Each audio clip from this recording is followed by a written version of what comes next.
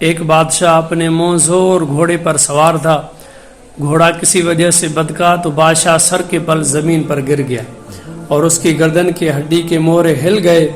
اب وہ گردن کو حرکت دینے پر بھی قادر نہ رہا۔ شاہی طبیبوں نے اپنی طرف سے سر توڑ کوششیں کی مگر وہ بادشاہ کا علاج نہ کر سکے۔ ایک دن یونان کا ایک حکیم بادشاہ کے پاس آیا اور اس قدر جانفشانی سے علاج کیا کہ بادشاہ سلامت ٹھیک ہو گیا۔ علاج کے بعد وہ حکیم اپنے وطن لوٹ گیا۔ کچھ عرصے کے بعد وہ دوبارہ بادشاہ کے وطن میں آیا تو سلام کے ارادے سے شاہی دربار میں حاضر ہوا۔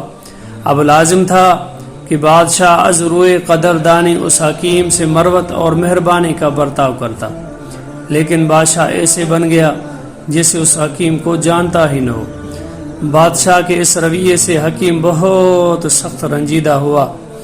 یونانی حکیم بادشاہ کے دربار سے باہر آیا تو اس نے ایک غلام کو پاس بلا کر کہا، میں تمہیں کچھ بیج دیتا ہوں، انہیں بادشاہ کی خدمت میں پیش کرنا اور کہنا کہ یونانی حکیم نے دیے ہیں، انہیں دہکتے انگاروں پر ڈال کر ان کی دھونی لی جائے تو بہت فائدہ ہوتا ہے۔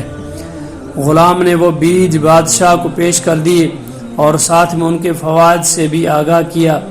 بادشاہ کے حکم سے فوراً دہکتے انگارے پیش کیے گئے، مگر جب بیج انگاروں پر ڈال کر بادشاہ نے دھونی لی تو اسے ایک زوردار چھینک آئی جس سے اس کی گردن کے مورے پھر سے پرانی حالت میں چلے گئے۔